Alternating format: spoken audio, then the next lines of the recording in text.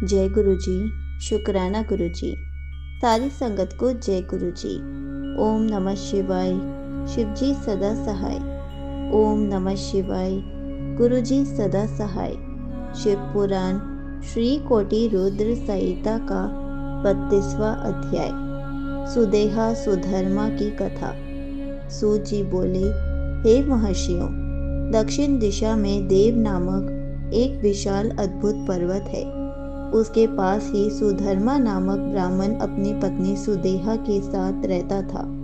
वह भगवान शिव का परम भक्त था। वह सदा ही वेदों द्वारा बताए मार्ग पर चलता और प्रतिदिन अग्नि से हवन, कर्म, अतिथि का पूजन और शिवजी की आराधना करता था। इस प्रकार पूजन करते हुए वे दोनों पति पत्नी अनेक सत्कर्मों में लिप्त रहते थे। उनकी पत्नी सुदेहा पतिव्रता स्त्री थी। उनकी पत्नी को एक बात का दुख था कि उनकी कोई संतान नहीं थी। इस कारण उनका मन परेशान रहता था। जब भी सुदेहा अपने पति से इस विषय में कहती तो वह उन्हें समझाते कि पुत्र प्राप्ति से क्या लाभ है। आजकल सभी रिश्ते नाते स्वार्थी हो गए हैं, परंतु फिर भी वे सदा दुखी रहती थी। एक दिन की बात है, सुदेहा अपनी सखियों के साथ पानी भरने गई थी। वहीं पर उनका परस्पर झगड़ा हो गया और तब उनकी सहेलियों ने उसे बांझ कहकर अपमानित करना शुरू कर दिया। वे बोली, तू बांझ होकर इतना घमंड क्यों करती है? तेरा सारा धन तो राजा के पास ही चला जाएगा, क्योंकि तेरा कोई पुत्र तो है नहीं। दुखी मन से सुदेहा घर लौट आई। उसने सारी बातें अपने पति को बताई। उन्होंने अपनी पत्नी को बहुत समझाया, परंतु वह कुछ भी मानने को तैयार नहीं थी। तब उन ब्राह्मण देवता ने मन में भगवान शिव का ध्यान करते हुए 2 फूल अग्नि की तरफ उछाले और सुदेहा से एक फूल चुनने के लिए कहा। उनकी पत्नी ने गलत फूल चुन लिया। उन्होंने अपनी पत्नी को समझाया, तुम्हारे भाग्य में पुत्र नहीं है, इसलिए अब अपनी इच्छा त्याग दो और शिवजी के पूजन में लग जाओ।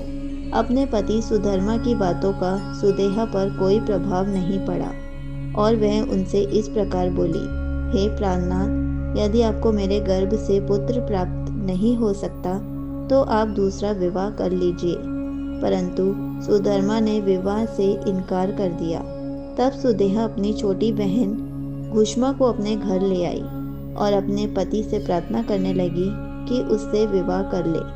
सुधर्मा ने उसे समझाते हुए कहा, यदि मैंने इससे विवाह कर लिया और इससे पुत्र हो भी गया तो भी तुम दोनों बहनें सौतन बन जाने पर एक दूसरे का विरोध करोगी और मेरे घर में झगड़ा होता रहेगा। तब सुदेहा बोली, हे प्राणनाथ, भला मैं अपनी बहन का विरोध क्यों करूंगी? आप चिंता त्याग दें और घुष्मा से विवाह कर लें। अपनी पत्नी की प्रार्थना मानकर सुधर्मा ने घुष्मा से विवाह कर लिया। विवाह के पश्चात सुधर्मा ने सुदेहा और घुष्मा से मिलजुल कर रहने एवं आपस में एक दूसरे की बात मानने के लिए कहा।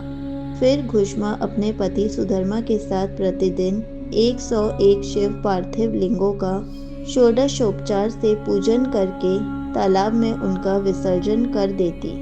इस प्रकार जब उसने 1 लाख पार्थिव लिंगों का पूजन पूर्ण कर लिया तो शिवजी की कृपा से उसे परम सुंदर गुणवान पुत्र की प्राप्ति हुई।